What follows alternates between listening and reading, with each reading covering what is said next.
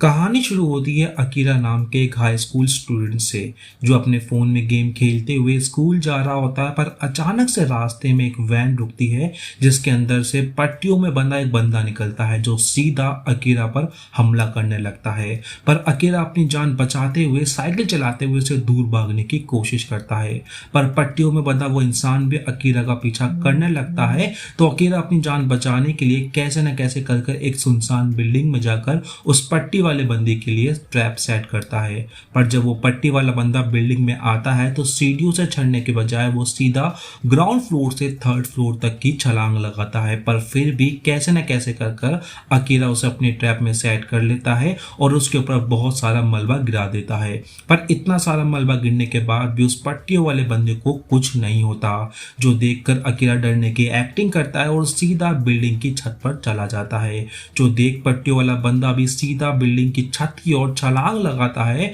पर जैसे ही वो अकीरा के पास आता है तो अकीरा एक नुकीले से पाइप से उसकी छाती में गाड़ देता है, जिससे उस पट्टी वाले बंदे की मौत हो जाती है और अकीरा रिलैक्स हो जाता है। पर उतने में ही पीछे से एक सूट बूट पहन के बंदी आती है जो अकीरा को शूट कर देती है, जिसके कारण अकीरा का एक हाथ और उसके पेट का कुछ हिस्सा एकदम वेपराइज सा हो जाता है, मतलब गायब सा हो जाता है और अकीरा की लाश बिल्डिंग की छत पर पड़ जाती है। जिसके बाद जब अकीरा की आंख खुलती है तो वो अपने आप को एक कमरे में पाता है कुछ और लोगों के साथ में, और उसका हाथ और उसका पेट अब पूरी तरह से हील हो चुका था। और फिर वो सूट बूट वाली बंदी स्टेज पर आती है और अपना नाम मियोन बताती है और कहती है कि रूम में मौजूद सभी लोगों का नाम नेशनल रजिस्ट्री से रिमूव कर दिया गया है, जिसका मतलब बाहर के लोगों के लिए अब तुम सब लोग मर चुके हो। और उतने में ही एक बंदा स्टेज पर आकर मियोन को बीच में रोकने की कोशिश करता है।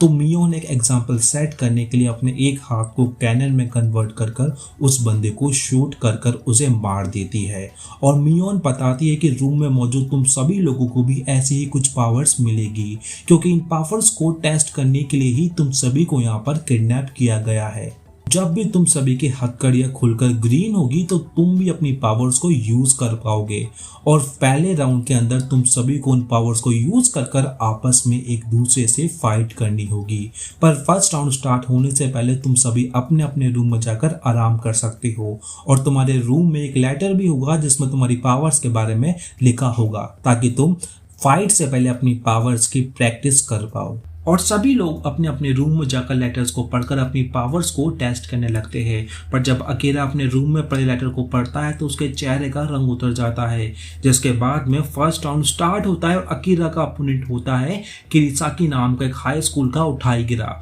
जो मैच स्टार्ट होते ही एक डंडी को प्रॉपर तलवार में बदलकर अकीरा पर हमला करने लगता है। और अकीरा कैसे न कैसे कर अपनी जान बचाने की कोशिश करता है, पर किरिसाकी उसके और अकीरा के बीच में आने वाली हर एक चीज को दो टुकड़ों में काट देता है। और अकीरा अपनी जान बचाने के लिए साइंस लैब में जाकर छुप जाता है, जहां घमंड में चोर किरिसाकी उसका पीछा करते हुए आ जाता है और उसे बाहर निकालने के लिए उसे फट्टू और उसकी बेइज्जती करते हुए कहता है कि मुझे पता है फट्टू, तेरे पास एक बहुत ही नॉर्मल सी और बहुत ही यूजलेस पावर है जो लड़ाई में किसी काम की नहीं। जो सुनने के बाद में अकीरा बाहर आता और बोलता है कि मेरी पावर कमजोर या फिर यूजलेस नहीं, बल्कि इतनी पावर है कि बहुत खतरनाक है, इसलिए मैं इसे यूज नहीं कर रहा, और यहाँ तक कि तूने उस पावर को पहले भी देख रखा है। पर किरिसाकी उस पर ध्यान नहीं देता और अकीरा पर हमला करता है। पर हमला करते हुए उसके मन में आता है कि कहीं इसके पास मियोन के कैनन वाली पावर तो नहीं, और उतने में ही अकीरा अपने हाथ को मियोन की तरह कैनन में कन्वर्ट कर उस पर शूट करता है, जिसकी वजह से किरिसाकी दूर जाके गिरता है। और उस कैनन की पावर को देखने के बाद में किरिसाकी अकीरा के सामने हार मांग लेता है। जो देख सर्विलेंस रूम में बैठी मियोन अपनी सेक्रेटरी से बोलती है कि इसीलिए ये बंदा मेरा फेवरेट है। पर सेक्रेटरी बोलती है कि अगर सही में अकीरा के पास कैनन की पावर थी तो उसने मैच स्टार्टिंग में ही क्यों नहीं खत्म कर दिया। जिसके जवाब में मियोन कहती है कि तू भी उस बेवकूफ की तरह बेवकूफी मत कर। अकीरा के पास कोई कैनन की पावर नहीं है, बल्कि उसकी असली पावर है जो भी दूसरा बंदा सोचता है वो उसकी पावर बन जाती है। और इसीलिए अकीरा ने स्टार्टिंग में इतना सारा टाइम वेस्ट करा, और जब किरिसाकी थक चुका था तो उसने ऐसी सिचुएशन बना दी कि उसे लगा कि अकीरा के पास कैनन वाली पावर है, और इस तरह अकीरा ने पूरी सिचुएशन को अपने फेवर में कर ये मैच जीत लिया।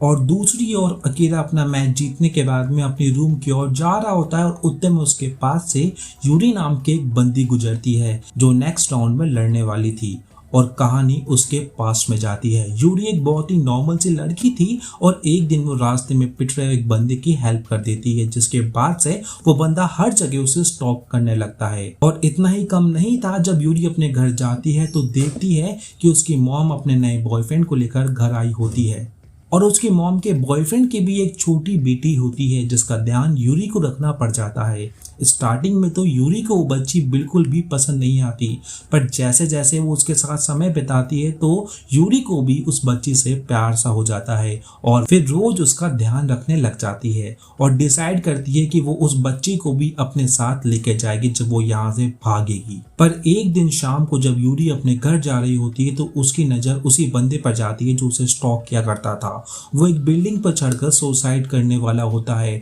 पर यूरी तुरंत उस बिल्डिंग की छत पर जाकर उसे रोकने की कोशिश करती है, पर वो बंदा यूरी को ही साथ में लेकर उस बिल्डिंग से कूद जाता है और कहानी वापस से प्रेजेंट में आती है, जहाँ अकीरा के बाद में अब नेक्स्ट मैच यूरी का होता है और उसका अपोनेंट एक बूढ़ा ठरकी होता है जो लड़की को हरास किया करता था और उसकी पावर होती है केवल सूंघ के ही किसी लड़की की कंडीशन बता देना कि वो वर्जिन है या फिर नहीं, और वो दिखने में फिजिकली भी काफी स्ट्रांग होता है। और मैच स्टार्ट होते ही वो नंगा होकर सीधा यूरी को अपने हाथों में दबोचकर उसे सूंघने लगता है, पर यूरी भी अपनी पावर्स को यूज कर उस ठरकी के एक हाथ का कचुम्बर बनाकर उसकी ग्रिप से छोड़ जाती है और अपनी पावर्स को यूज कर उस ठरकी की धुलाई कर उस मैच को जीत जाती है। जिसके बाद में एक ब्लैक सूट में एक बंदा आता है जो अकीरा को उसके रूम से ले जाकर एक दूसरे रूम में लेके जाता है जहाँ पे उसके अलावा 4 और बंदे होते हैं। और उतने में ही मियोन एक अनाउंसमेंट करती है कि अब नेक्स्ट राउंड टीम बैटल होने वाली है और पार्ट 1 यहीं पे खत्म हो जाता है।